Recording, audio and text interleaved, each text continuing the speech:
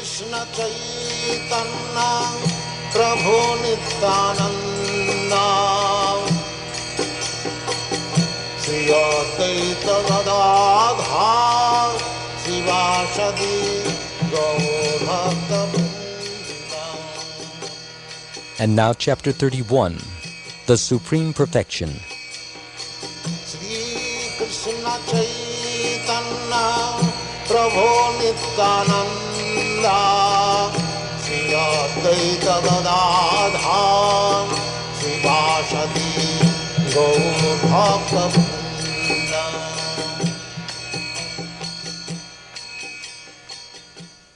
Whatever position one may have, if he is fully conversant with the science of Krishna, Krishna consciousness, he can become a bona fide spiritual master, initiator, or teacher of the science. In other words, one can become a bona fide spiritual master if he has sufficient knowledge of the science of Krishna, Krishna consciousness. The position does not depend on a particular position in society or on birth. This is the conclusion of Lord Chaitanya Mahaprabhu, and it is in accordance with the Vedic injunctions. On the strength of this conclusion, Lord Chaitanya, previously known as Vishvambara, accepted a spiritual master, Ishvarapuri, who was a sannyasi. Similarly, Lord Nityananda Prabhu and Sri Advaita Acharya also accepted another sannyasi as their spiritual master, Madhavendra Puri. This Madhavendra Puri is also known as Lakshmipati Tirtha. Similarly, another great Acharya, Sri Rasikananda, accepted Sri Shyamananda as his spiritual master, although he was not born of a Brahmin family. So also, Ganganarayan Chakravarti accepted Narottam Das Thakur as spiritual master.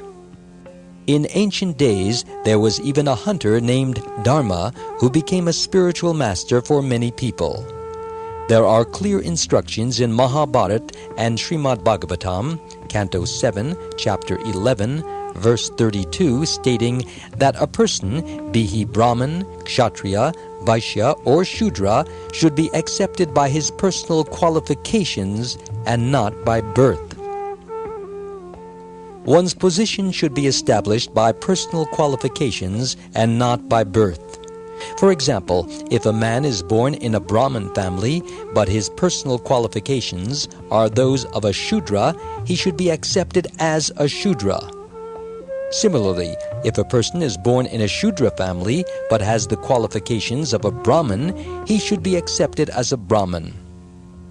All Shastric injunctions, as well as the versions of great sages and authorities, establish that a bona fide spiritual master is not necessarily a Brahmin. The only qualification is that he be conversant with the science of Krishna, Krishna consciousness.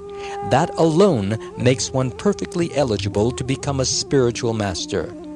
This is the conclusion of Sri Chaitanya Mahaprabhu in his discussions with Ramananda Rai.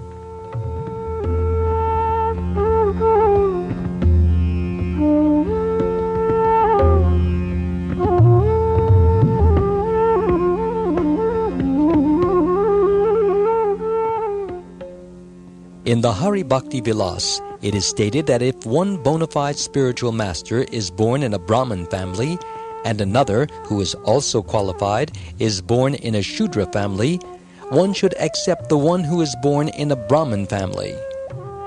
This statement serves as a social compromise, but it has nothing to do with spiritual understanding. This injunction is only applicable for those who consider social status more important than spiritual status. It is not for people who are spiritually serious. A serious person would accept Chaitanya Mahaprabhu's instruction that anyone, regardless of his position, conversant with Krishna science, must be accepted as the spiritual master. There are many injunctions in the Padma Purana which state that a highly elevated, spiritually advanced devotee of the Lord is always a first-class devotee and is therefore a spiritual master. But a highly elevated person born in a Brahmin family cannot be a spiritual master unless he is a devotee of the Lord. A person born in a Brahmin family may be conversant with all of the rituals of the Vedic scriptures, but if he is not a pure devotee, he cannot be a spiritual master. In all Shastras, the chief qualification of a bona fide spiritual master is that he be conversant in the science of Krishna. Lord Chaitanya therefore requested Ramananda Rai to go on teaching him without hesitation, not considering Lord Chaitanya's position as a sannyasi. Thus Lord Chaitanya urged him to continue speaking on the pastimes of Radha and Krishna. "Because you are asking me to speak on the pastimes of Radha and Krishna," Ramananda Rai humbly submitted, "I will obey your order. I will speak in whatever way you like." Thus Ramananda Rai humbly submitted himself as a puppet before Lord Chaitanya, the puppet master. He only wanted to dance according to the will of Chaitanya Mahaprabhu. He compared his tongue to a stringed instrument, saying, "You are the player of that instrument." Thus, as Lord Chaitanya would play, Ramananda Rai would vibrate the sound.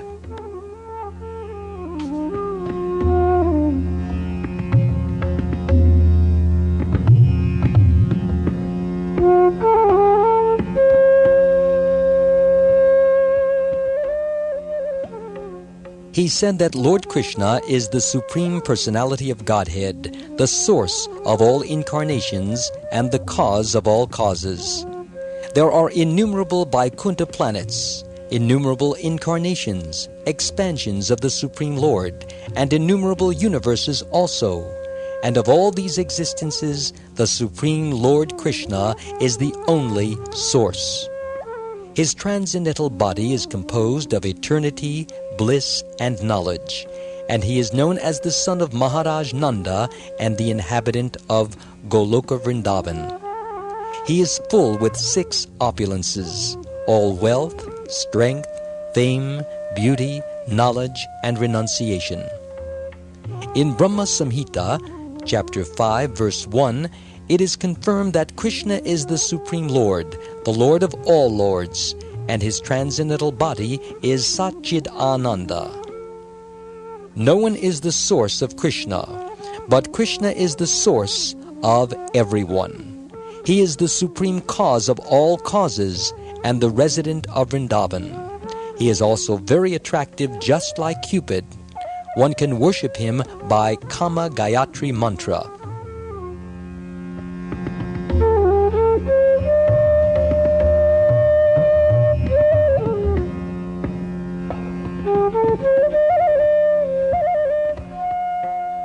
In Brahma Samhita, the transcendental land of Vrindavan is described as being always spiritual. That spiritual land is populated by goddesses of fortune, who are known as gopis. These are all beloved of Krishna, and Krishna is the only lover of all those gopis. The trees of that land are kalpa vriksha, wish-fulfilling trees, and one can have anything he wants from them. The land is made of touchstone, and the water of nectar. In that land, all speech is song, and all walking is dancing, and one's constant companion is the flute.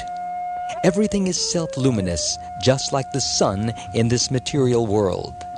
The human form of life is meant for understanding this transcendental land of Vrindavan, and one who is fortunate should cultivate knowledge of Vrindavan and its residents. In that supreme abode are Surabhi cows that overflood the land with milk. Since not even a moment there is misused, there is no past, present, or future.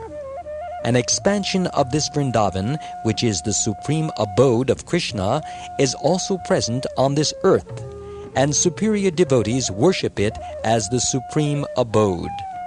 However, no one can appreciate Vrindavan without being highly elevated in spiritual knowledge, Krishna consciousness.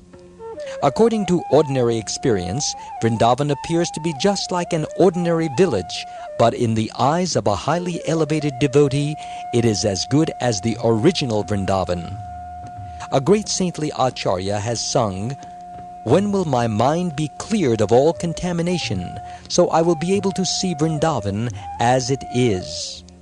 And when will I be able to understand the literatures left by the Goswamis, so that I will be able to know of the transcendental pastimes of Radha and Krishna? The loving affairs between Krishna and the gopis in Vrindavan are also transcendental. They appear as ordinary lusty affairs of this material world, but there is a gulf of difference. In the material world, there may be the temporary awakening of lust, but it disappears after so-called satisfaction. In the spiritual world, the love between the gopis and Krishna is constantly increasing. That is the difference between transcendental love and material lust. The lust or so-called love arising out of this body is as temporary as the body itself, but the love arising from the eternal soul in the spiritual world is on the spiritual platform, and that love is also eternal. Therefore, Krishna is addressed as the evergreen Cupid.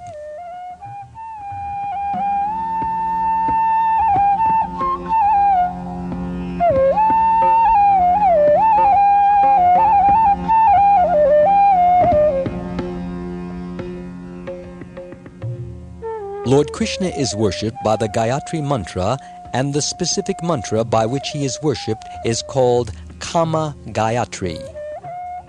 Vedic literatures explain that sound vibration which can elevate one from mental concoction is called Gayatri.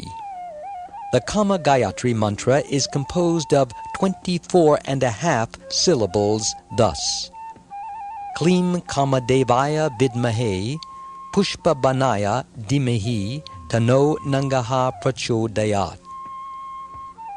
This Kama Gayatri is received from the spiritual master when the disciple is advanced in chanting Hare Krishna, Krishna Krishna, Hare Hare, Hare Rama, Rama Rama, Hare Hare. In other words, this Kama Gayatri mantra and samskara, or reformation of a perfect Brahman, are offered by the spiritual master when he sees that his disciple is advanced in spiritual knowledge. Even then, the Kama Gayatri is not uttered under certain circumstances.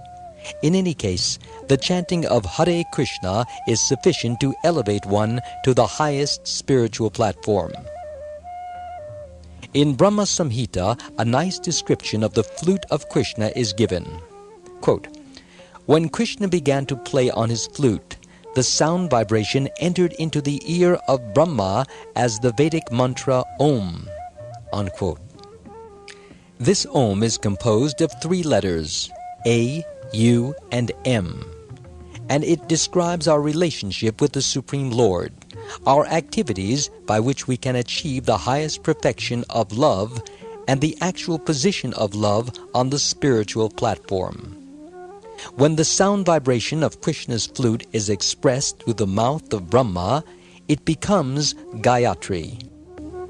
Thus, by being influenced by the sound vibration of Krishna's flute, Brahma, the supreme creature and first living entity of this material world, was initiated as a Brahman. That Brahma was initiated as a Brahman by the flute of Krishna is confirmed by Srila Jiva Goswami. When Brahma was enlightened by the Gayatri mantra through Krishna's flute, he attained all Vedic knowledge. Acknowledging the benediction offered to him by Krishna, he became the original spiritual master of all living entities.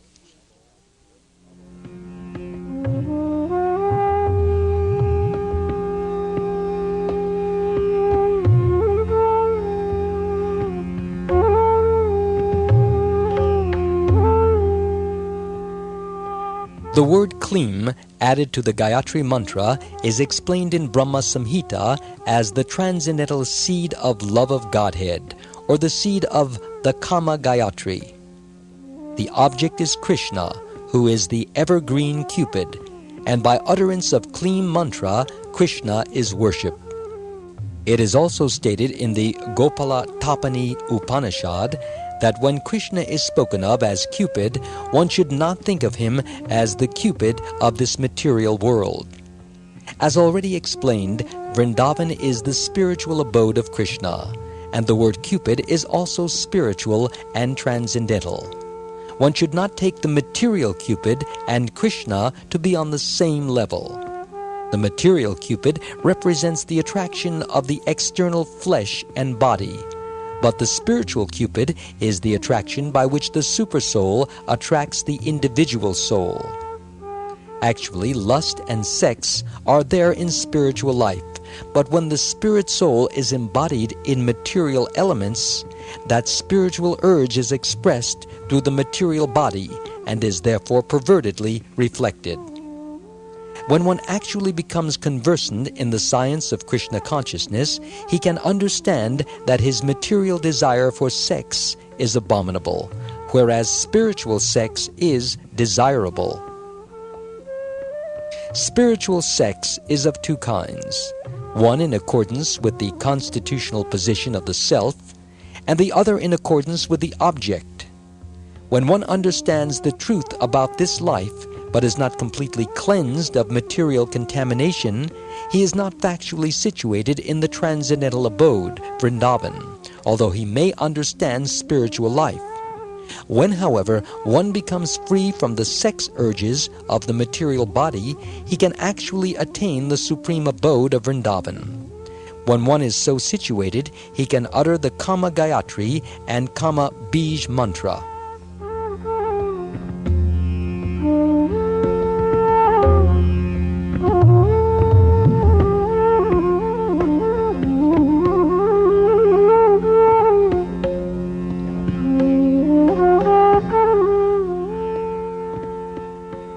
Ramananda Roy then explained that Krishna is attractive both for men and women, for the movable and the immovable, indeed for all living entities. For this reason, he is called the Transcendental Cupid. Ramananda Roy then quoted a verse from Srimad Bhagavatam, Canto 10, Chapter 32, Verse 2, stating that when the Lord appeared before the damsels of Braja, smiling and playing on his flute, he appeared just like Cupid. There are different kinds of devotees who have different aptitudes and relationships with the Supreme Lord. Any one relationship with the Lord is as good as any other because the central point is Krishna. As stated in Bhakti Rasamrita Sindhu, quote, Krishna is the reservoir of all pleasures, and he is always attracting the gopis by the spiritual luster of his body. He especially attracts Tadaka, Pali, Shyama, and Lalita. Krishna is very dear to Radharani, the foremost gopi. Unquote. Like Krishna, the gopis are glorified by Krishna's pastimes. There are different kinds of relationships with Krishna, and anyone who is attracted to Krishna by a particular relationship is glorified.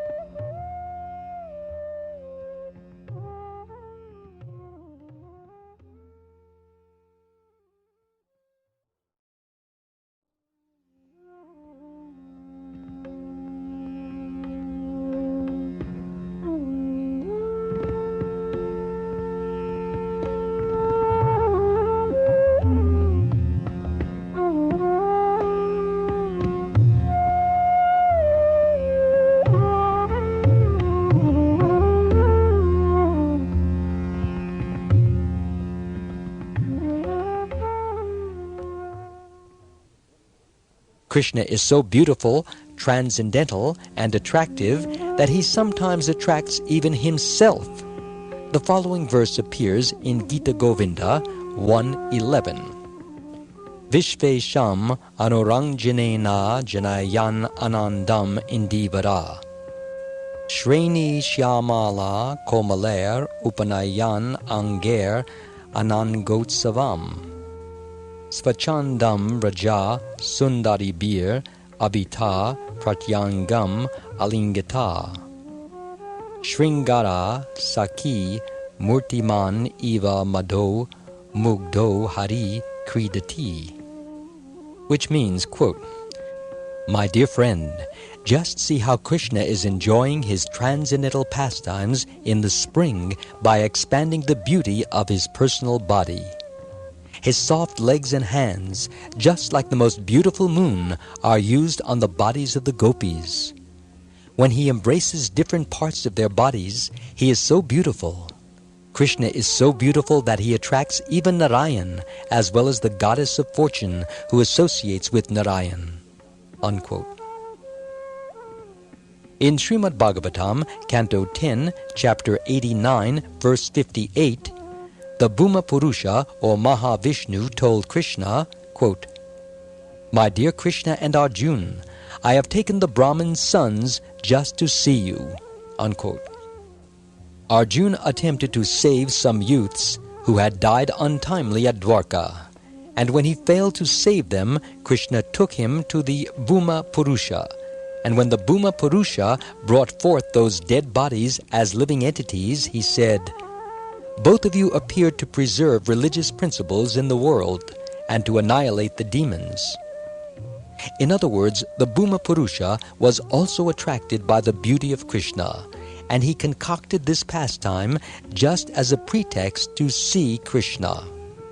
It is recorded in Srimad Bhagavatam, Canto 10, Chapter 16, verse 36, that after the serpent Kaliya was punished by Krishna, one of Kaliya's wives told Krishna, quote, "Dear Lord, we cannot understand how this fallen serpent got the opportunity of being kicked by your lotus feet when even the goddess of fortune underwent austerities for several years just to see you."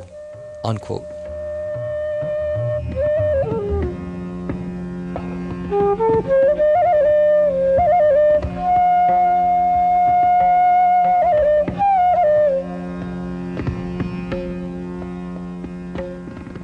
How Krishna is attracted by his own beauty is described in Lalita Madhava, Chapter 8, verse 34.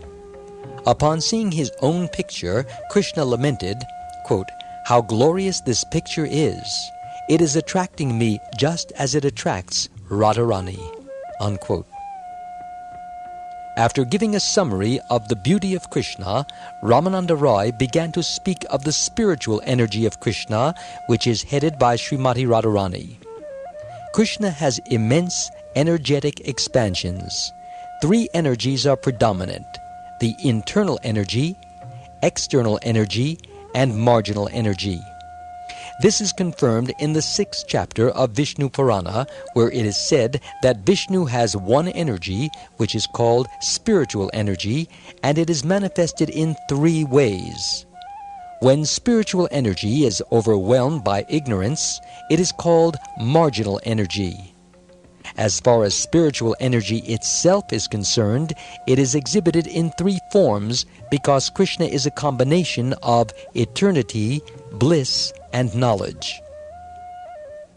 As far as his bliss is concerned, his spiritual energy is manifested as the pleasure-giving potency. His eternity is manifested as energy, and his knowledge is manifested as spiritual perfection.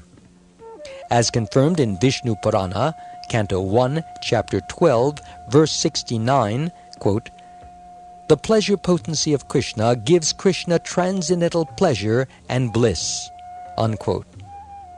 Thus, when Krishna wants to enjoy pleasure, he exhibits his own spiritual potency known as Hladini.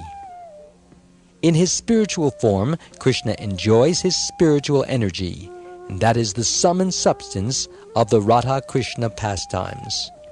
These pastimes can only be understood by elevated devotees. One should not try to understand the Radha-Krishna potencies and pastimes from the mundane platform. Generally, people misunderstand these as being material. When the pleasure potency is further condensed, it is called Mahabhava. Srimati Radharani, the eternal consort of Krishna, is the personification of that Mahabhava. In this regard, in Ujjvala Nilamani, chapter 4, verse 3, Rupa Goswami states that there are two competitors in love with Krishna, Radharani and Chandravali. When they are compared, it appears that Radharani is superior, for she possesses Mahabhav Svarup. Mahabhav Svarup, the personification of Mahabhav, is applicable to Radharani only. Mahabhav is full of the pleasure potency, and it is an exhibition of the highest love for Krishna. Radharani is therefore known throughout the world as the most beloved of Krishna, and her name is always associated with Krishna as Radha Krishna.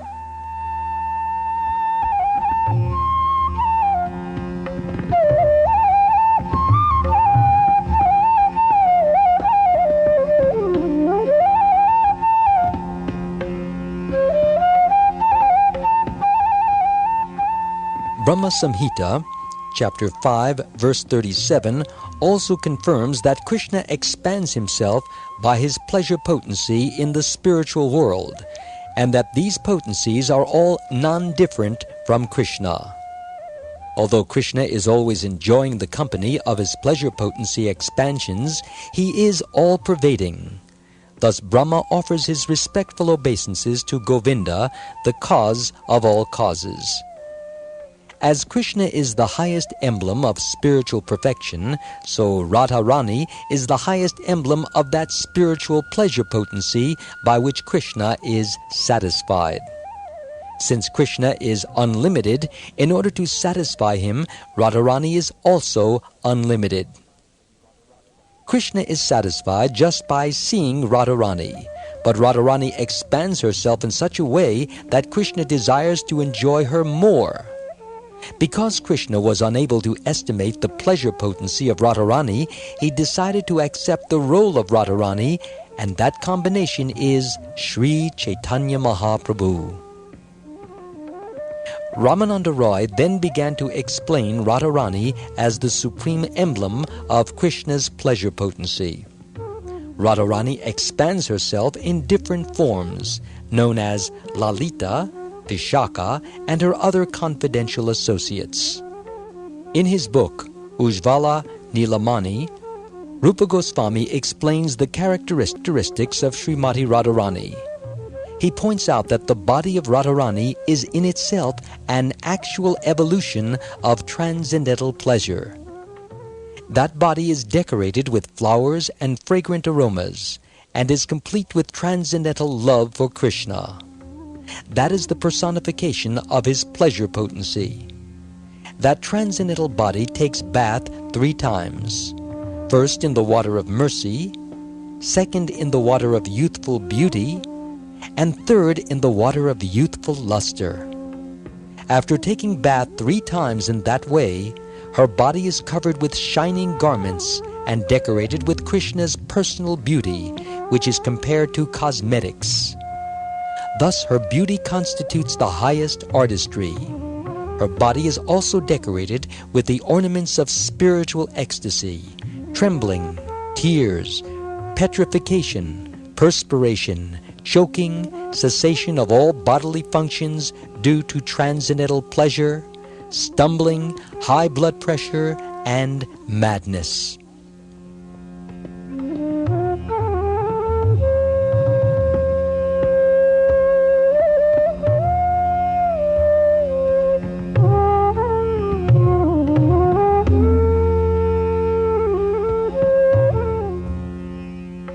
The decorative transcendental pleasure potency manifests 9 symptoms. 5 of these are manifested by the expansion of her personal beauty, which is adorned with garlands of flowers. Her patient calmness is compared with the covering of cloths which have been cleansed by camphor. Her confidential agony for Krishna is the knot in her hair, and the mark of tilak on her forehead is her fortune. Radharani's sense of hearing is eternally fixed on Krishna's name and fame. One's lips become red from chewing betel nuts. Similarly, the borders of Radharani's eyes are blackened due to her complete attachment to Krishna. This darkness might be compared to ointment used by nature when nature jokes with Radha and Krishna. Radharani's smile is just like the taste of camphor. The garland of separation moves on her body when she lies down on the bed of pride within the room of aroma. Out of ecstatic affection for Krishna, her breast is covered by the blouse of anger. Reputed as the best of all Krishna's girlfriends, she plays a stringed instrument. When Krishna stands in his youthful posture, she puts her hand on his shoulder. Although she possesses so many transcendental qualities, she is always engaged in the service of Krishna.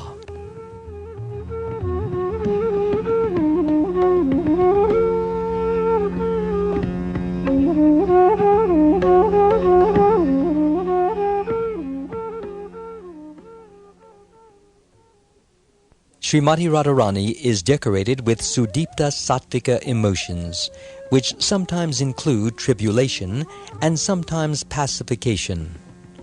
All the transcendental ecstasies are manifested in the body of Srimati Radharani. Sudipta Sattvika emotions are manifest when a lover is overwhelmed with certain feelings which he or she cannot check. Radharani has another emotion called Kila Kinchita, which is manifest in 20 different ways. These emotions are manifested partly due to body, mind, and habit. As far as the bodily emotions are concerned, they are manifested in posture and movement. As far as the emotions of the mind are concerned, they are manifested as beauty, luster, complexion, flavor, talking, magnanimity, and patience. As far as habitual emotions are concerned, they are manifested as pastimes, enjoyment, preparation, and forgetfulness.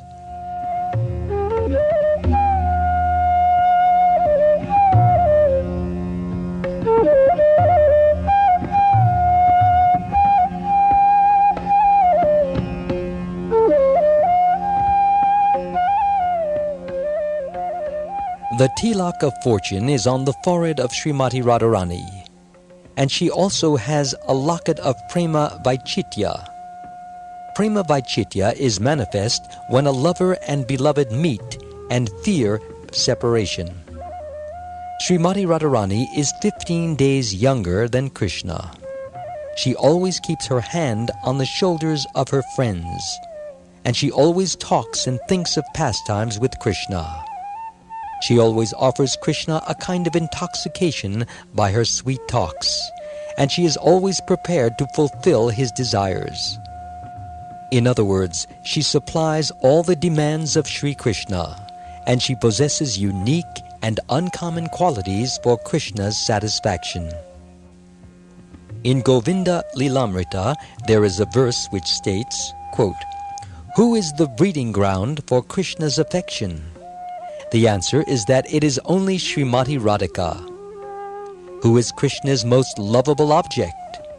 The answer is that it is only Srimati Radhika and no one else. Unquote. Sheen in the hair, moisture in the eyes, and firmness in the breasts are all qualities present in Srimati Radhika. Only Srimati Radhika is able to fulfill all the desires of Krishna. No one else can do so. Satyabhama is another competitor of Srimati Radharani, but she always desires to come to the standard of Srimati Radharani. Radharani is so expert in all affairs that all the damsels of Braja come to learn arts from her. She is so extraordinarily beautiful that even the goddess of fortune and Parvati, the wife of Lord Shiva, desire elevation to her standard of beauty. Arundhati, who is known as the most chaste lady in the universe, desires to learn the standard of chastity from Srimati Radharani. Since even Lord Krishna cannot estimate Radharani's highly transcendental qualities, it is not possible for an ordinary man to estimate them.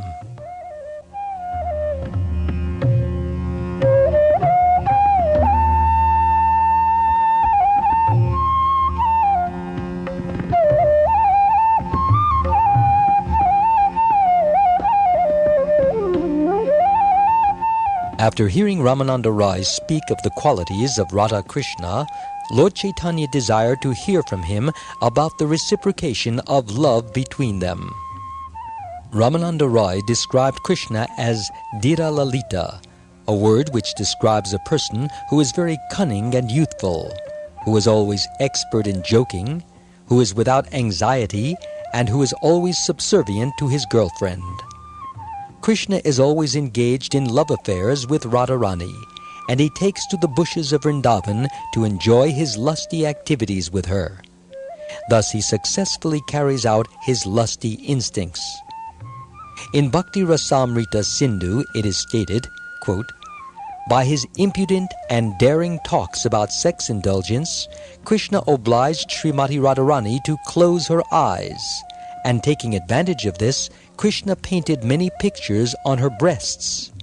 These pictures served as subject matter for Radharani's friends to joke about. Thus Krishna was always engaged in lusty activities, and thus he made his youthful life successful."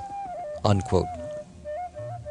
Upon hearing of these transcendental activities, Lord Chaitanya said, "My dear Ramananda, what you have explained regarding the transcendental pastimes of Sri Radha and Krishna is perfectly correct, yet there is something more I would like to hear from you." "It is very difficult for me to express anything beyond this," Ramananda Rai replied. "I can only say that there is an emotional activity called Prema Vilas Vivarta, which I may try to explain, but I do not know whether you will be happy to hear it. In Prema Vilas, there are two kinds of emotional activities, separation and meeting.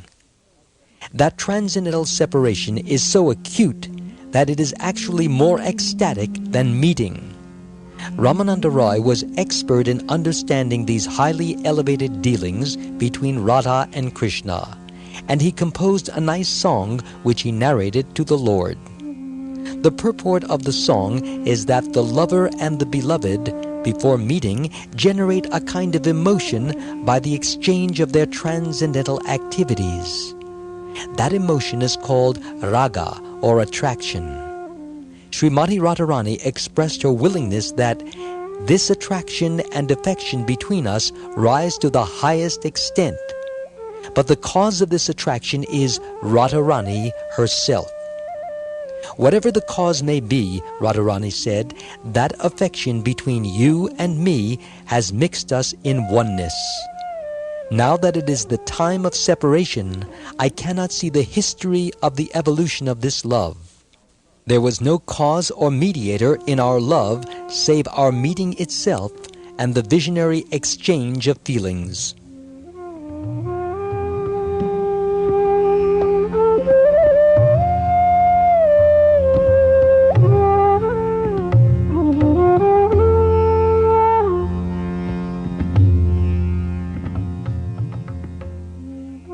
This exchange of feelings between Krishna and Radharani is very difficult to understand unless one is elevated to the platform of pure goodness.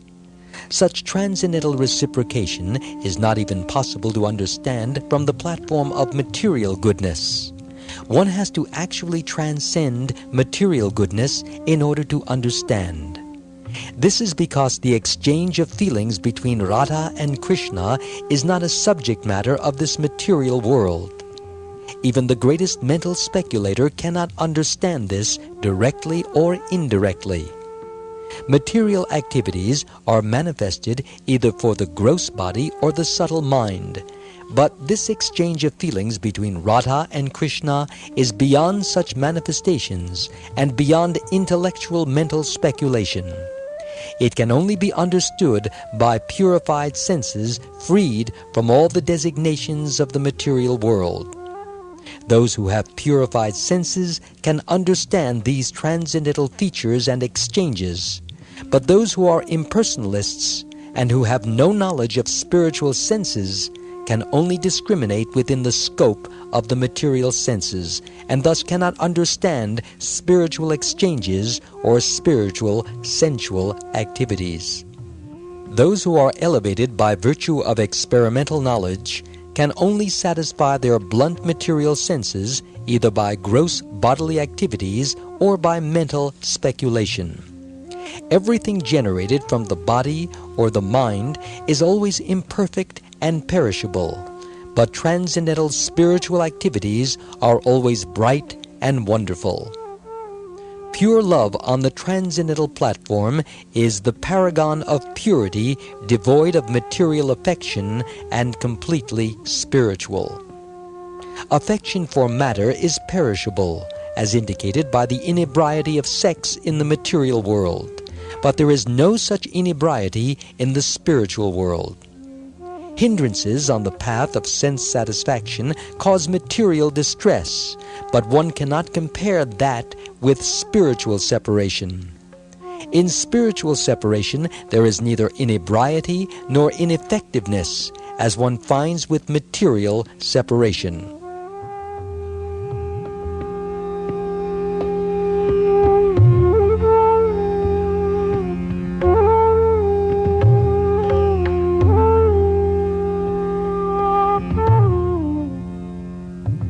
Lord Chaitanya admitted that this is the highest position of transcendental loving reciprocation. And he told Ramananda Rai, "By your grace only have I been able to understand such a high transcendental position. Such a position cannot be attained without the performance of transcendental activities. So will you kindly explain to me how I can raise myself to this platform?" "It is similarly difficult for me to make you understand," Ramananda replied. "As far as I am concerned, I can only speak what you wish me to. No one can escape your supreme will. Indeed, there is no one in the world who can surpass your supreme will. And although I appear to be speaking, I am actually not the speaker. You are speaking. Therefore, you are both the speaker and the audience. Thus, let me speak only as you will me to speak about the performance required to attain this highest transcendental position." Ramananda Rai then began to relate the confidential and transcendental activities of Radha and Krishna. These activities cannot be understood in the emotional relationship with the Supreme Lord as master and servant, friend and friend, or parent and son. This confidential subject matter can be understood only in the association of the damsels of Braja, for the confidential activities have arisen from the feelings and emotions of those damsels. Without the association of the damsels of Braja, one cannot nourish or cherish such transcendental understanding. In other words, these confidential pastimes of Radha and Krishna have expanded through the mercy of the damsels. Without their mercy, they cannot be understood. One has to follow in the footsteps of the damsels of Braja in order to understand.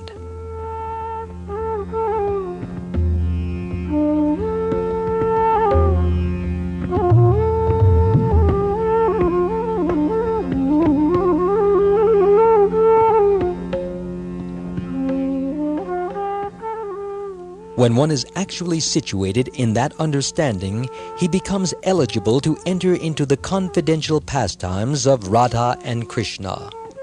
There is no alternative to understand their confidential pastimes. This is confirmed in Govinda Lilamrita, chapter 10, verse 17. Quote, "Although manifest, happy, expanded, and unlimited, the emotional exchanges between Radha and Krishna can only be understood by the damsels of Braja or by their followers." Unquote. Just as no one can understand the expansion of the spiritual energy of the Supreme Lord without His causeless mercy, No one can understand the transcendental sex life between Radha and Krishna without following in the footsteps of the damsels of Braja. The personal associates of Radharani are called Sakhis, and her near assistants are called Manjaris. It is very difficult to express their dealings with Krishna because they have no desire to mix with Krishna or to enjoy him personally. Rather, they are always ready to help Radharani associate with Krishna. Their affection for Krishna and Radharani is so pure that they are simply satisfied when Radha and Krishna are together. Indeed, their transcendental pleasure is in seeing Radha and Krishna united. The actual form of Radharani is just like a creeper embracing the tree of Krishna. And the damsels of Braja, the associates of Radharani, are just like the leaves and flowers of that creeper. When a creeper embraces a tree, the leaves and flowers as well as the creeper automatically embrace it. Govinda Lilamrita, chapter 10, verse 16, confirms that Radharani is the expansion of the pleasure potency of Krishna and is compared with a creeper, and her associates, the damsels of Braja, are compared to the flowers and leaves of that creeper. When Radharani and Krishna enjoy themselves, the damsels of Braja relish the pleasure more than Radharani herself.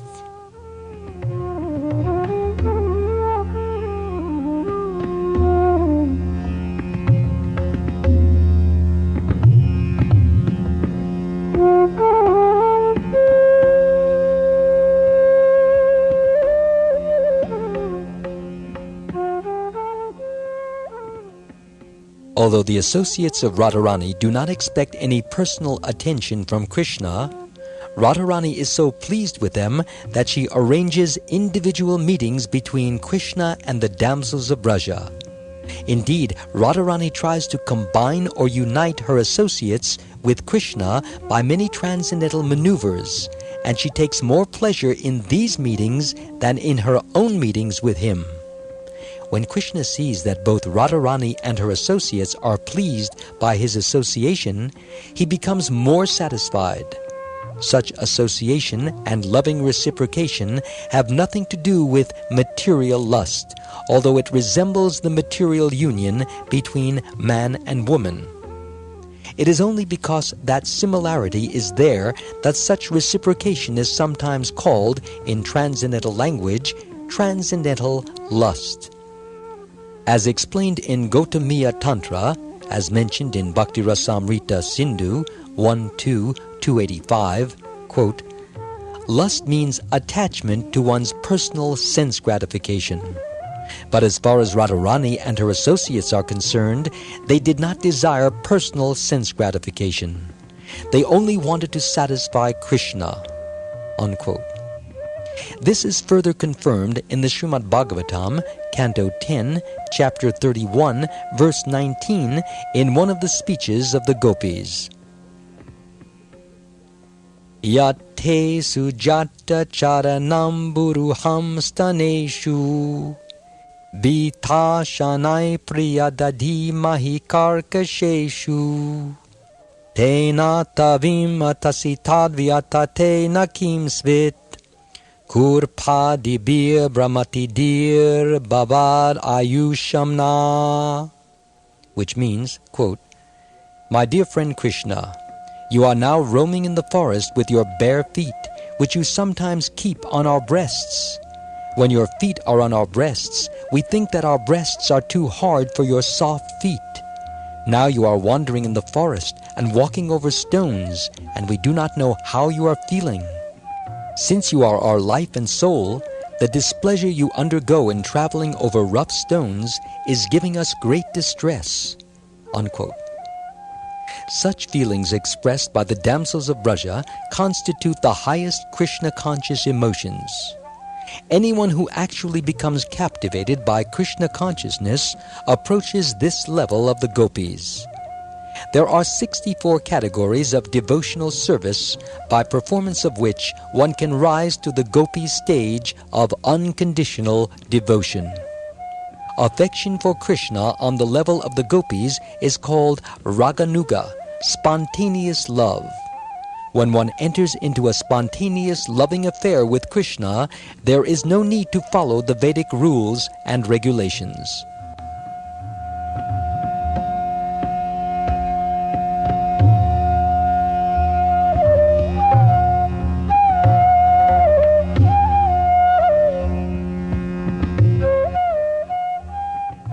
There are various kinds of personal devotees of Lord Krishna in the transcendental abode. For example, there are servants of Krishna like Raktaka and Patraka, and friends of Krishna just like Sridama and Sudama.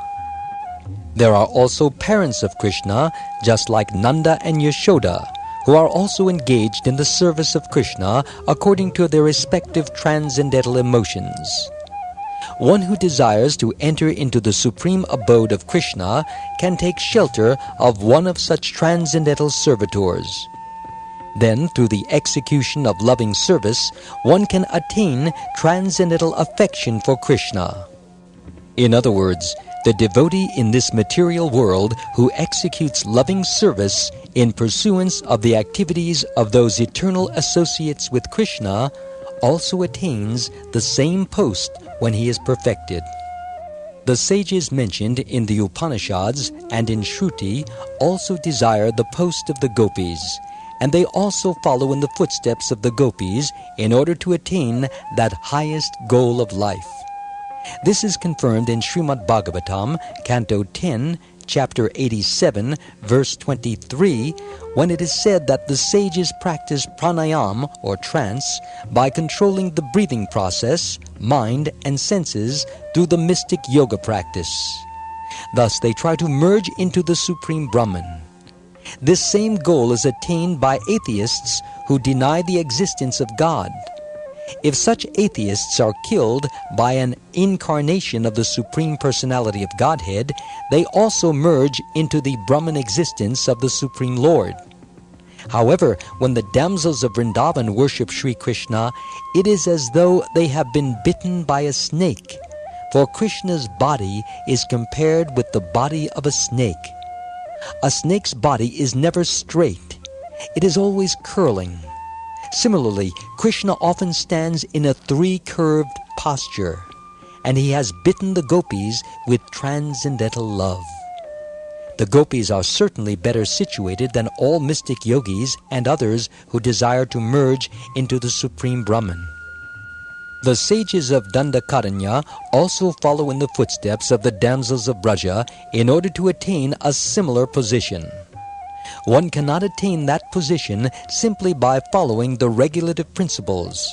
Rather, one must seriously follow the principles of the gopis. This is confirmed in Srimad Bhagavatam, Canto 10, Chapter 9, verse 21, wherein it is stated that Lord Sri Krishna, the son of Srimati Yashoda, is not easily available to those following the principles of mental speculation, but is easily available to all kinds of living beings who follow the path of devotional service.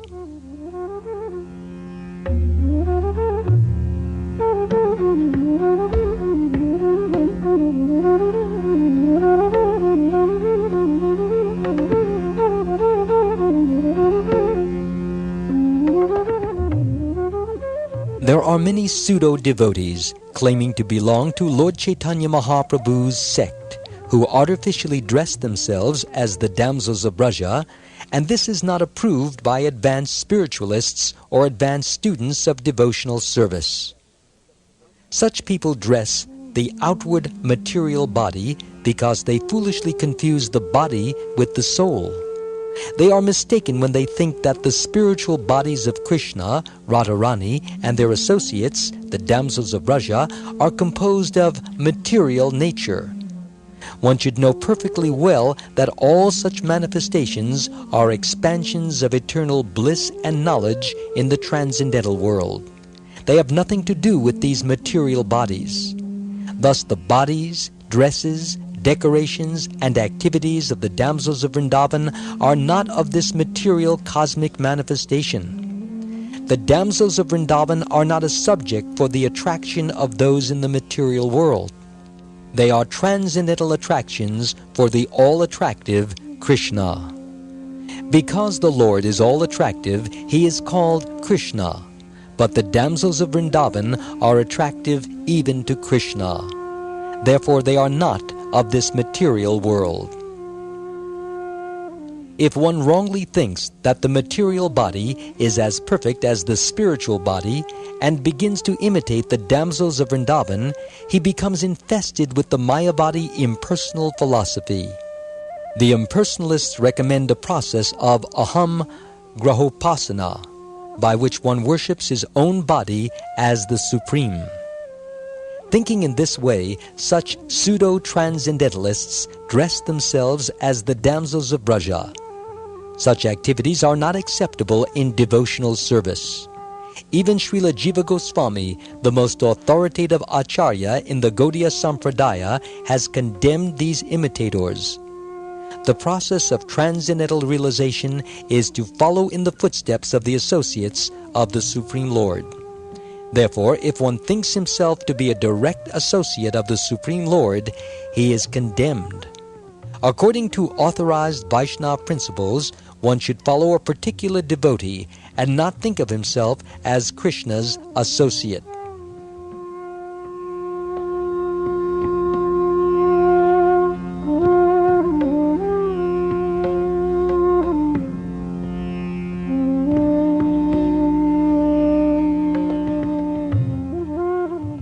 In this way, Ramananda Rai explained that one should accept the mood of the damsels of Braja.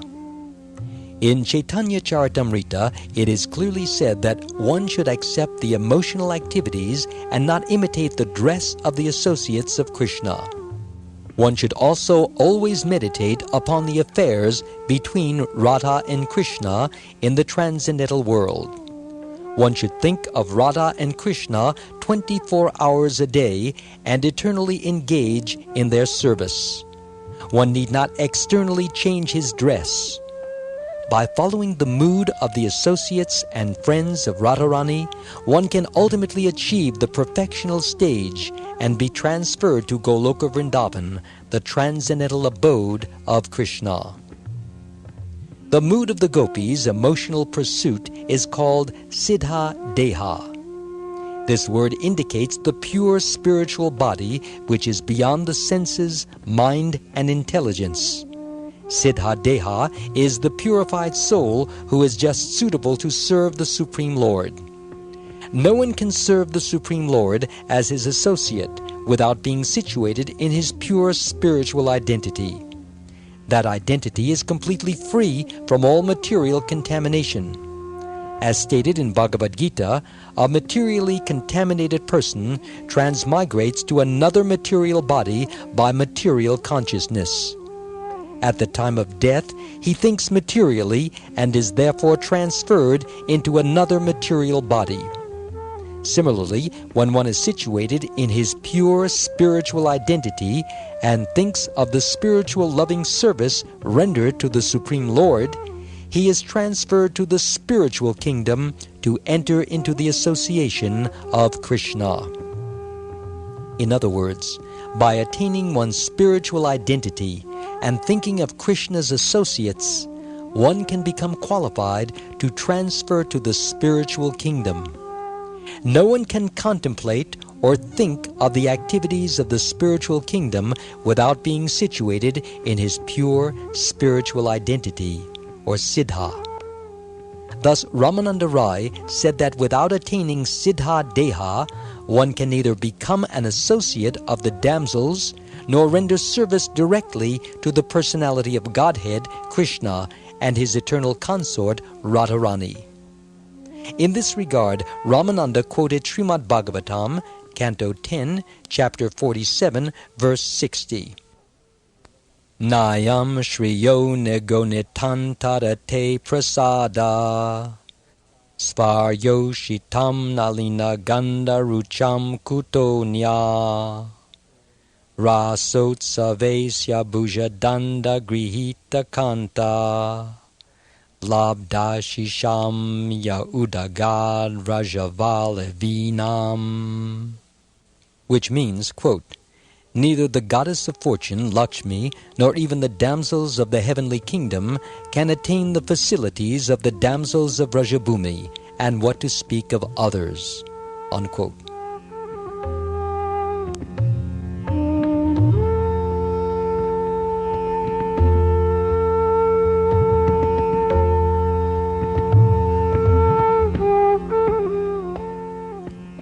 Lord Chaitanya was very satisfied to hear these statements from Ramananda Roy, and he embraced him. Then both of them began to cry in the ecstasy of transcendental realization. Thus the Lord and Ramananda Roy discussed the transcendental pastimes of Radha and Krishna throughout the night, and in the morning they separated. Ramananda left to go to his place, and the Lord went to take his bath. At the time of separation, Ramananda fell at the feet of Lord Chaitanya and prayed, "My dear Lord, you have come just to deliver me from this mire of nations.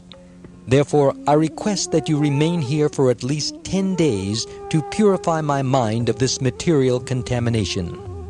There is no one else who can deliver such transcendental love of God." The Lord replied, "I have come to you to purify myself by hearing from you the transcendental pastimes of Radha and Krishna. I am so fortunate, for you are the only teacher of such transcendental pastimes. I can find no one else in the world who can realize the transcendental loving reciprocation between Radha and Krishna. You are asking me to stay here for 10 days, but I feel like remaining with you for the rest of my life. Please come to Jagannath Puri, my headquarters, and we will remain together for the rest of our lives. Thus I can pass my remaining days in understanding Krishna and Radha by your association."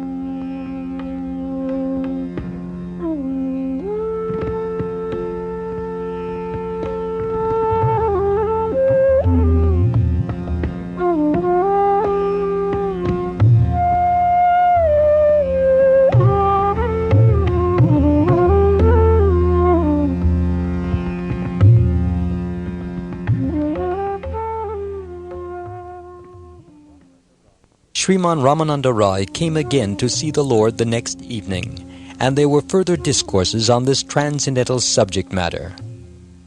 "What is the highest standard of education?" Lord Chaitanya began his inquiry, and Ramananda Rai immediately replied that the highest standard of education is knowledge of the science of Krishna.